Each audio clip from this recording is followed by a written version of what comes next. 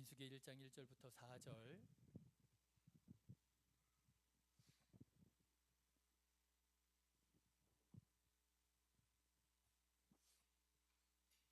우리 다 같이 읽겠습니다. 같이 읽겠습니다. 이스라엘 자손이 애굽 땅에서 나온 후 둘째 해 둘째 달 첫째 날에 여호와께서 시내 광야 회막에서 모세에게 말씀하여 이르시되, 너희는 이스라엘 자손의 모든 회 중 각 남자의 수를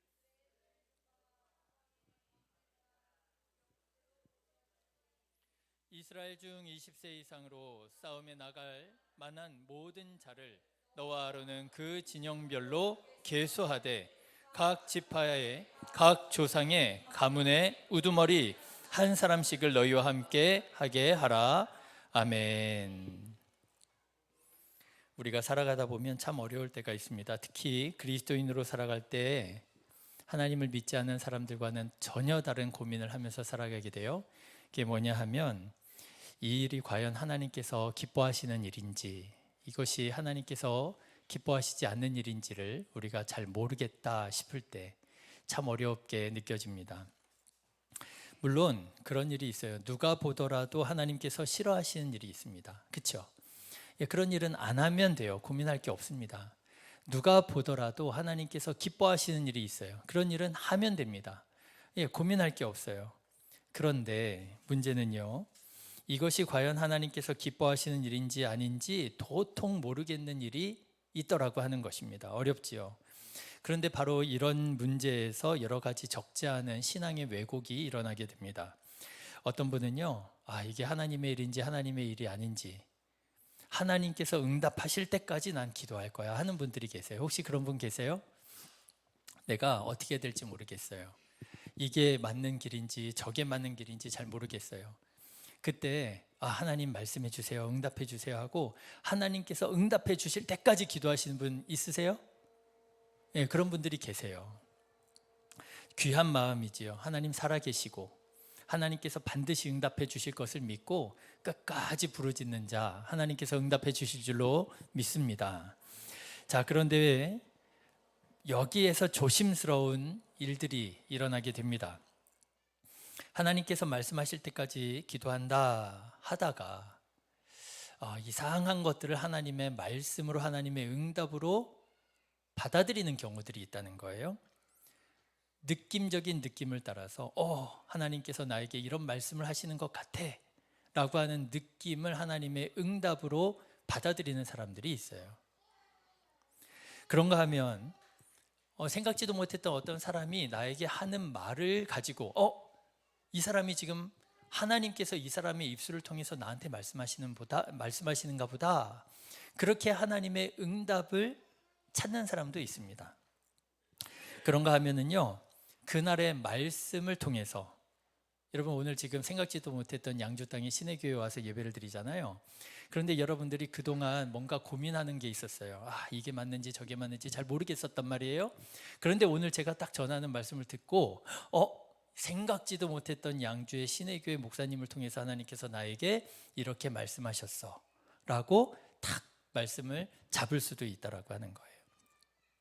여러분 오해 마십시오. 틀렸다는 말은 아닙니다. 잘못됐다는 얘기 아니에요. 하나님께서는 분명히 느낌을 통해서 여러분들에게 말씀하시기도 합니다. 하나님께서는 분명히 여러분 주변에 있는 사람들의 입술을 통해서 말씀하시기도 해요. 잘 들어야 됩니다. 하나님께서는 분명히 목회자의 말씀을 통해서, 설교를 통해서 여러분들에게 말씀하시는 것을 여러분 믿으시기를 바라요. 그런데 거기에 굉장히 조심해야 될 점이 있다고 하는 건데, 그게 뭐냐 하면 그게 다 나의 선택일 수 있다고 하는 거예요. 그 느낌, 누가 붙잡은 느낌이에요? 내가 붙잡은 느낌이에요. 분명히 다른 느낌들도 있었어요. 그런데 다른 느낌들은 다 그냥 무시했어요.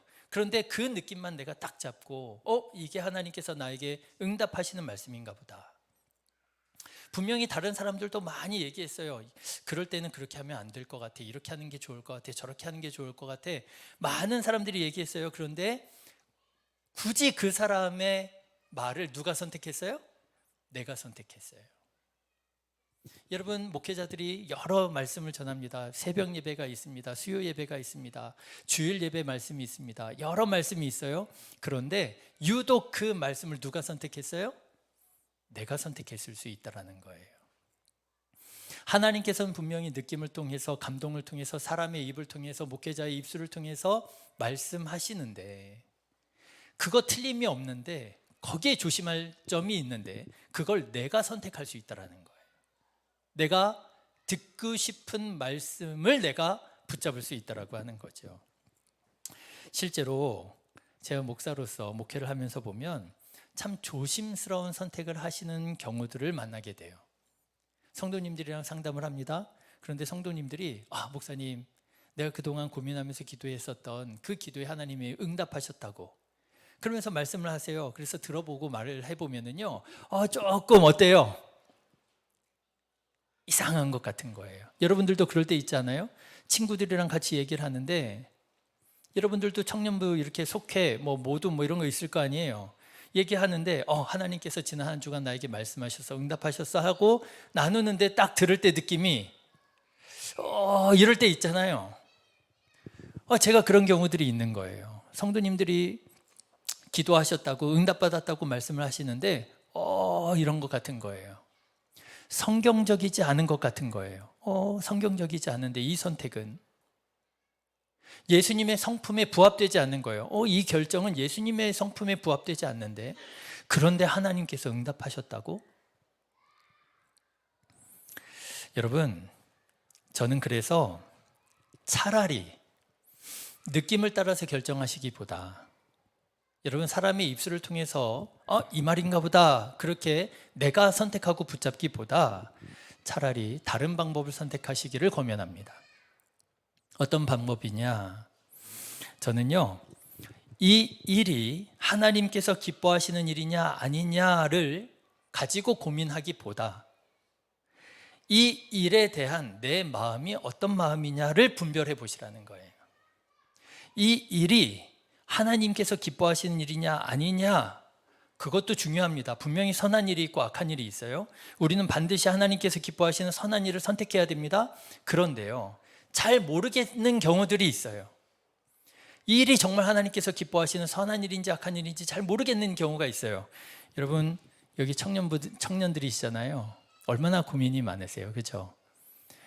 진로의 문제, 취직의 문제, 결혼의 문제. 근데 여러분, 하나님께 막 기도하는 거예요. 하나님, 저에게 멋있는 배우자를 보내주십시오. 백마 탄 왕자를 보내주십시오. 그런데 어느 날 어떤 남자가 딱 나타났어요. 백마를 타진 않았어요. 그런데 분별을 해야 되잖아요. 이 사람이 하나님께서 허락하신 기도의 응답으로 온 남자인지 아닌지 어떻게 알아요? 어떻게 알아요? 하나님께서 응답하실 때까지 기도하실 거예요? 그 사람이다. 그러면 결혼하실 거예요? 그 사람은 아니다. 그러면 결혼 안 하실 거예요? 어려운 경우가 있단 말이죠. 그럴 때 어떻게 해야 되느냐? 이 일이 선한 일인지 악한 일인지, 하나님께서 기뻐하시는 일인지 하나님께서 원치 않으시는 일인지를 잘 모르겠거든, 그 일에 대한 내 마음을 분별해 보라는 거예요. 내 마음이 욕심이 있느냐, 교만하냐, 내가 원하는 뭔가 사심이 있느냐, 아니면 이것을 통해서 내가 정말 하나님께 영광 돌려드리기를 원하느냐, 내가 깨끗하고 정직한 마음으로 이 일을 추구하고 있느냐. 여러분, 저는 이렇게 말씀드리고 싶어요. 만일 그 일이 어떤 일인지 모르지만 그 일을 통해서 내가 정말 정직하고 깨끗한 마음으로 하나님의 영광을 위해서 내가 하는 일이라고 한다면, 여러분, 설령 하나님의 응답을 듣지 못한다 할지라도 하셔도 돼요. 성경적이고요, 예수님의 성품에 부합된다고 하면 괜찮아요. 그런데 여러분, 보기에 아무리 경건하고 신실한 일처럼 보인다 할지라도 그것이 만일 그 일을 대하는 내 마음이 만일 뭔가 사심이 있고 욕심이 있고 교만한 마음이라면, 여러분, 어쩌면 그 일을 멈춰야 될지도 모릅니다. 자, 여러분, 그 대표적인 샘플을 오늘 좀 여러분들에게 소개하려고 그래요. 그 샘플이 뭐냐면 인구조사입니다. 뭐라고요? 우리 청년들이 계시니까 우리 학생들이 다 기가 죽었어요. 우리 청년들 안 계실 때는 우리 학생들이 막 저요저요 하면서 막 소리도 지르고 찬양도 크게 하는데 오늘 찬양 소리가 안 들려. 뭐라고요? 인구조사입니다. 자, 여러분, 오늘 본문의 말씀은 이스라엘 백성들이 시내 산에서 하나님과 언약을 맺고 하나님의 백성이 되어서 이제 가나안 땅을 향해서 출발할 때의 말씀이에요. 지금 이제 연속 설교를 하고 있어요, 제가. 그래서 오늘이 몇 번째 설교냐면은 49번째 연속 설교예요. 그래가지고 아마 여러분들이 잘 흐름을 못 잡으실 수도 있는데, 시내산에서 언약을 맺고 하나님의 백성이 되어서 가나안 땅으로 출발하기 직전의 말씀이에요. 자, 그런데 시내산을 향해서 출발하기 직전에 하나님께서 모세에게 명령하십니다. 무엇을 명령하시느냐? 그게 바로 오늘 본문의 말씀이에요. 민수기 1장 1절의 말씀인데 인구조사를 하라고 말씀하십니다. 자, 여러분 2절 말씀 같이 한번 읽어보실까요? 시작. 너희는 이스라엘 자손의 모든 회 중 각 남자의 수를 그들의 종족과 조상의 가문에 따라 그 명수대로 계수할지니라. 그럽니다. 계수하라 합니다. 이게 뭐예요? 인구조사입니다. 여러분, 이 책의 이름이 뭐라고요? 민수기. 민수기라고 하는 이름의 뜻이 뭘까요? 민자 무슨 민자요? 백성민. 숫자 무슨 숫자요?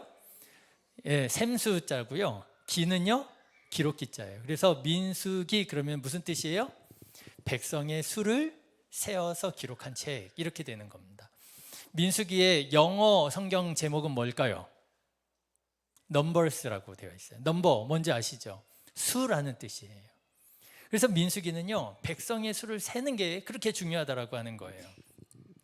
그래서 계수된 이스라엘 인구가 20세 이상으로 전쟁에 나가서 싸울 수 있는 남자의 수를 세 보았더니, 여러분 1장 46절 말씀 한번 보실까요? 같이 읽겠습니다. 계수된 자의, 다시요, 시작. 계수된 자의 총계는 60만 3,550명이었더라. 그런 거예요. 이렇게 해서 이제 시내산에서 가나안 땅을 향하여 출발하는 이스라엘 백성들의 20세 이상의 남자, 전쟁에 나가서 싸울 만한 사람의 숫자가 정확하게 계수가 됩니다. 60만 3,550명 이렇게 계수가 돼요. 자, 그런데 여러분, 이게 조금 이상한 일인 거예요. 왜냐하면 성경에 보면 하나님께서 인구조사를 싫어하시는 것처럼 나오시는 경우가 있기 때문에 그렇습니다. 여러분, 성경에 인구조사에다가 큰 홍역을 치룬 왕이 있어요. 누구일까요? 누구일까요? 여러분 잘 아시는 이스라엘 왕이라고 하면 첫 번째로 꼽을 수 있는 누구일까요? 다윗입니다. 다윗. 여러분 다윗 왕 아시죠? 이스라엘 왕 중에 역대 왕들 중에 최고의 왕이에요. 우리나라로 말하자면 세종대왕 이런 분인 거예요. 그런데 그 훌륭한 다윗이요, 인구조사를 합니다. 사무엘하 24장에 보면 다윗이 어느 날 그의 부하 이 군대 장관한테 요압에게 인구조사를 해라 이렇게 명령을 하게 돼요. 그런데 하나님께서 그 인구조사를 얼마나 싫어하셨는지 몰라요. 하나님께서 싫어하셨고요, 진노하셔서 심판을 하십니다. 그래서 어떤 심판을 내리게 되었느냐, 이스라엘 백성들 가운데 7만 명이 전염병으로 죽게 돼요. 무섭게 하나님께서 진노하십니다. 자, 여러분, 저는요 어렸을 때 성경책 읽다가 이 말씀을 읽잖아요. 그러면 저는 딱 그렇게 생각했어요. 뭐라고요? 하나님께서 인구조사를 좋아하세요? 싫어하세요? 싫어하시는구나. 하나님께서 인구조사를 싫어하시는구나. 그렇게 생각을 했습니다. 그리고 거기에서 더 나아가서 하나님이 이렇게 사람이 계산하는 걸 싫어하시나 보다 그랬어요. 사람이 계산을 하잖아요. 하나님께서 계산하는 거 싫어하시나 보다. 그래서 여러분, 신실한 믿음의 사람들 가운데 간혹 계산을 극도로 싫어하시는 분들이 계세요. 계획을 세우는 거 싫어하시는 분들이 계세요. 왜요?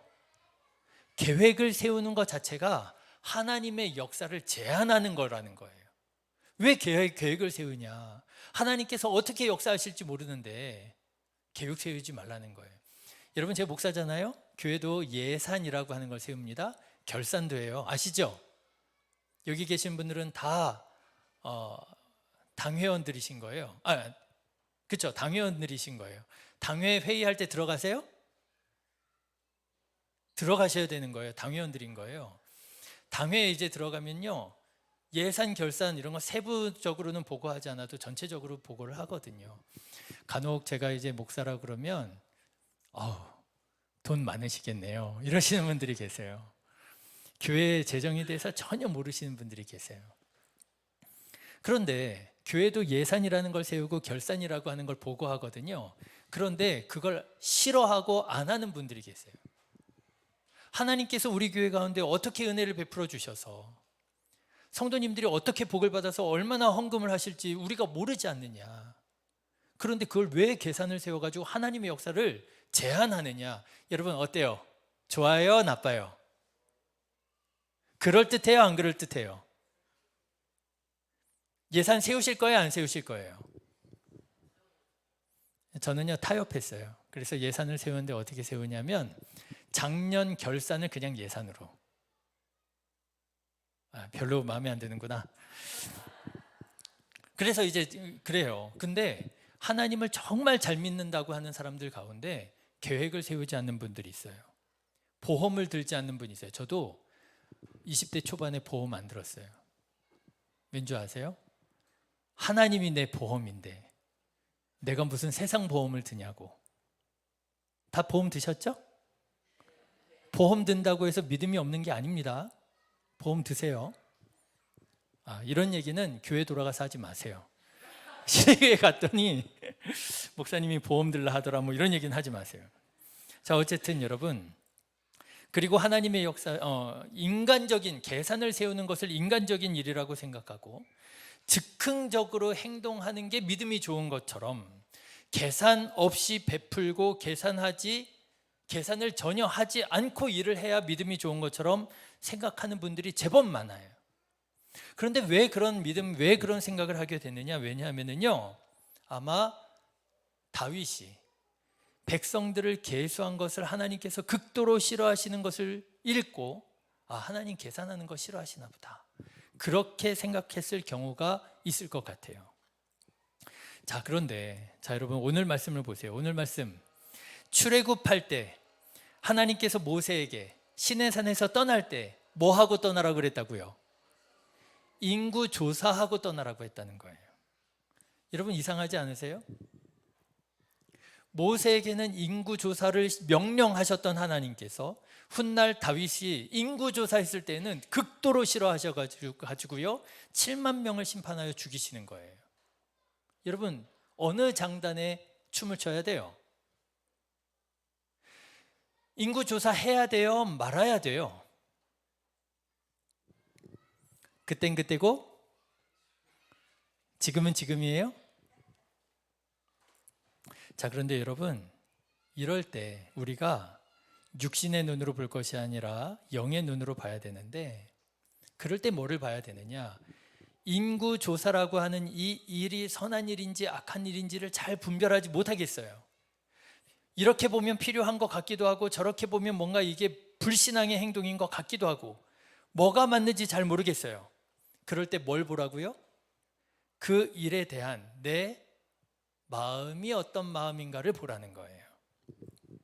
자, 여러분 하나님께서 왜 다윗의 인구조사는 그렇게 싫어하셨고 모세에게는 왜 인구조사를 명하셨느냐? 왜냐하면요 다윗의 인구조사는 다윗이 인구조사할 때 그 마음이 어땠다고요? 그 마음이 악했다는 거예요. 교만했다는 거예요. 불신앙이었다라고 하는 거예요.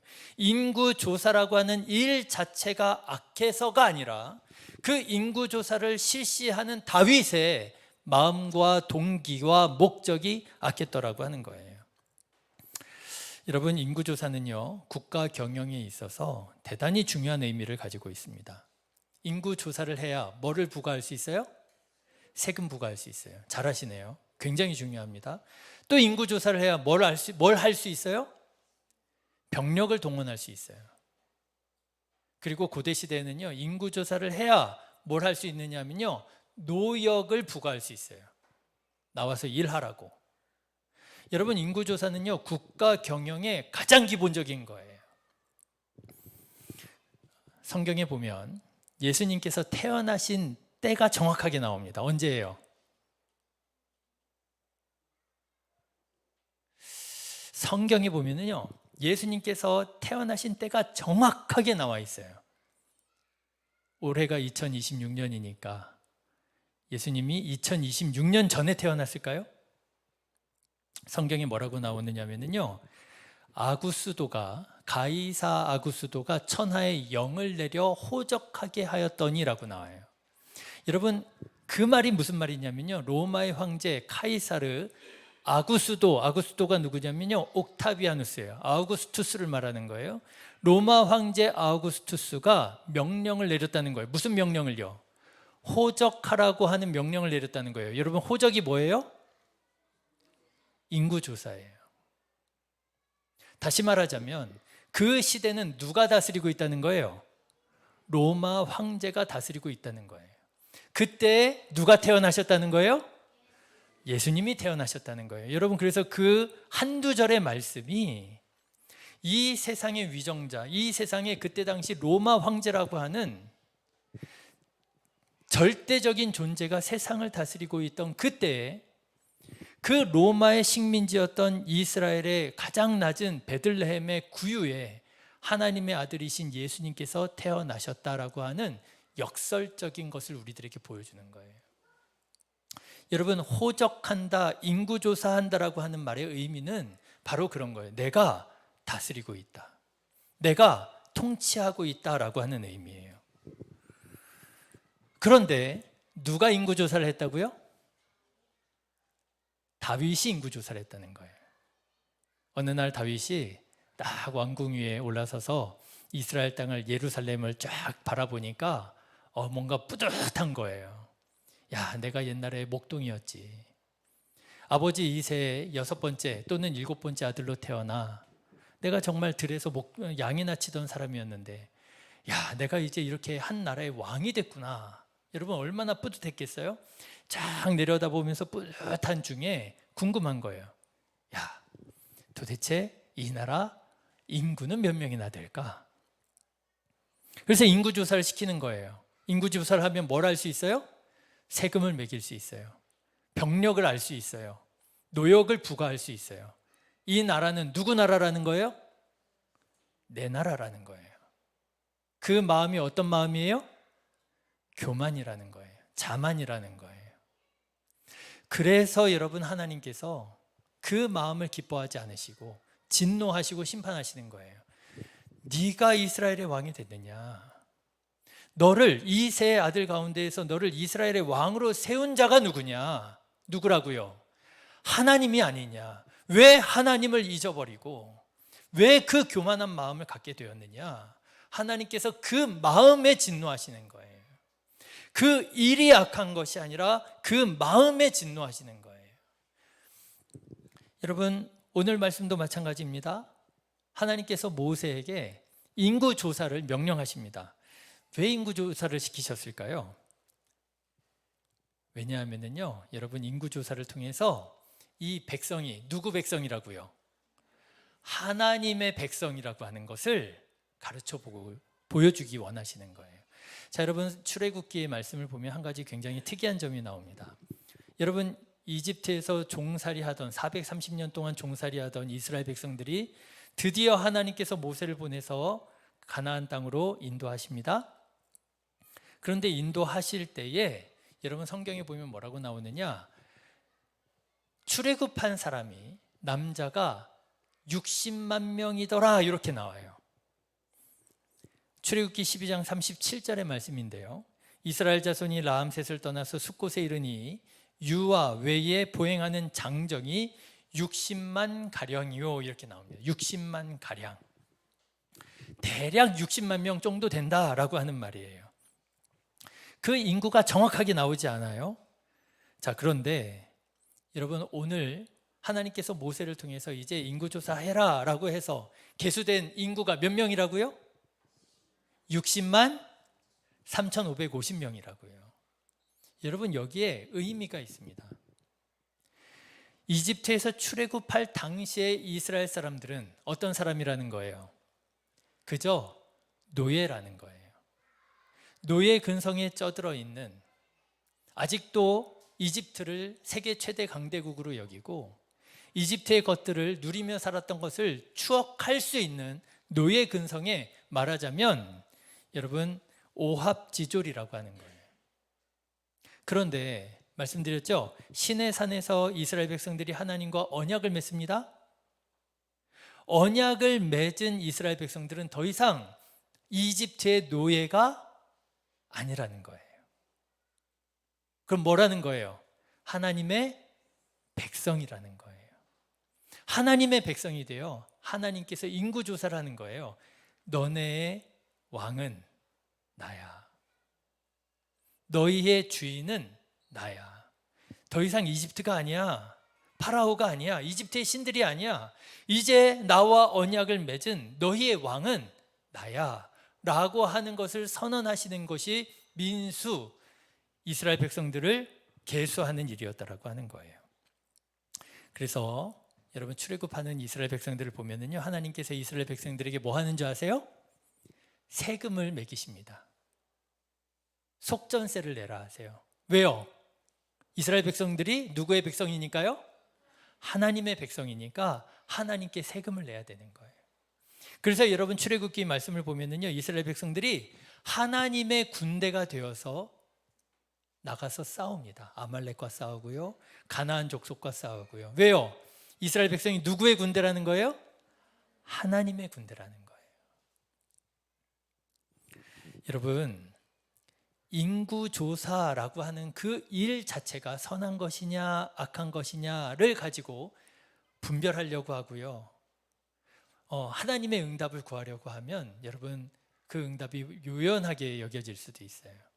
그리고 심지어는요, 사람마다 다르게 응답받을 수도 있어요. 야, 나는 하나님께서 인구조사는 그거 하나님 기뻐하시는 일이 아니라고 그러셨는데, 근데 어떤 사람은요, 아니야, 나는 하나님께서 인구조사 하라고 하셨어. 누가 맞아요? 둘 다 맞는 거예요. 뭐가 다른 거예요? 마음이 다른 거예요. 내 마음에 따라서 하나님의 응답이 달라질 수 있다라고 하는 거예요. 다윗에게 인구조사는 악한 일이었지만 모세에게 인구조사는 하나님의 선한 일이었다라고 하는 거예요. 자, 여러분, 안양에서 여기까지 오려면 아마 빨리 오면 2시간 반 아니에요? 3시간? 1시간 반? 그거는 거의 하나도 안 막혔을 때 올 수 있는 시간인데, 내가 여기 우리 양주에 온 게 17년 전에 왔어요. 친구들이 다 안양에 있어요. 그래서 안양에 있는 친구들 만나러 갈 때 처음에는 1시간 40분 놓고 가면 됐었는데 요즘에는 2시간 반 놓고 가야 돼요. 서부간선도로로, 처음에는 서부간선도로로 안내를 했었는데 지금은 서부간선도로로 안내 안 하고 구리로 돌려요. 자, 여러분 멀리 오셨잖아요. 멀리 오셨어요. 낯선 곳에 오셨어요. 근데 여러분 혹시 여러분들의 마음속에 뭐가 하나님의 뜻일까? 내가 어떤 직장을 갖는 것이 하나님의 뜻일까? 내가 누구와 어떻게 결혼하는 것이 하나님의 뜻일까? 내가 신앙생활을 어떻게 하는 것이 하나님께서 기뻐하시는 일일까? 어쩌면 여러분들의 마음속에 그런 고민들이 있을는지도 모르겠어요. 그 고민들을 가지고 기도를 하는데 기도의 응답을 잘 받지 못하고 있다, 뭐 이렇게 좀 답답해 하시는지도 모르겠어요. 그렇다면 여러분 오늘 권면합니다. 일 자체를 가지고 고민하시기보다 그 일에 대한 여러분들의 마음이 어떤 마음인가, 과연 하나님께서 기뻐하시는 정직하고 선한 마음으로 내가 이 일에 대해서 고민하고 추진하고 있는가, 아니면 하나님께서 보실 때 이건 아닌데, 이건 내 교만인데, 이거는 내 욕심인데, 여러분 혹시 하나님께서 기뻐하시지 않는 마음으로 그 일에 집중하고 매달리고, 그리고 오히려 하나님께 응답해 달라고 기도하고 떼쓰고 있는 것은 아닌가. 여러분 분별하시면은요 생각보다 금방 분별될 수 있습니다. 어쩌면 이미 분별이 되신 분들도 있을는지 몰라요. 아, 맞아, 이건 내 욕심이야. 욕심인 걸 알면서도 내가 여태 그냥 기도하고 있었어. 여러분 분별하셔서, 그리고 그 분별한 마음에 순종하셔서 여러분 거침없이 주님께서 기뻐하시는 일을 향하여 달려나아가는 우리 이 자리에 속한 신의 교회 성도님들, 안디옥 교회 성도님들, 안양감리교회 청년들 다 되시기를 주님의 이름으로 축원합니다. 우리 시간에 잠깐 기도하실까요? 잠깐만 기도하겠습니다. 기도하실 때 여러분 혹시 부족한 사람을 통해서 깨닫는 바가 있으시다면 그 깨닫는 말씀을 가지고, 마음을 가지고 순종하는 마음으로 이 시간에 기도하면 좋겠습니다. 네, 하나님, 알고 있었습니다. 모르지 않았습니다. 이것이 내 교만이었고 내 욕심이었던 것을 내가 모르지 않았는데, 내가 애써 눈을 감고 귀를 닫고 내가 욕심을 부리고 있었습니다. 이 시간에 주님 앞에 온전히 내려놓습니다. 주님의 은혜를 구합니다. 하나님, 내가 주님의 길을 선택하고 주님 기뻐하신 일을 선택할 때 가장 좋은 길이 될 줄로 믿습니다. 은혜의 길로 인도하여 주실 줄로 믿습니다. 특별히 우리 안양감리교회 청년들을 축복합니다.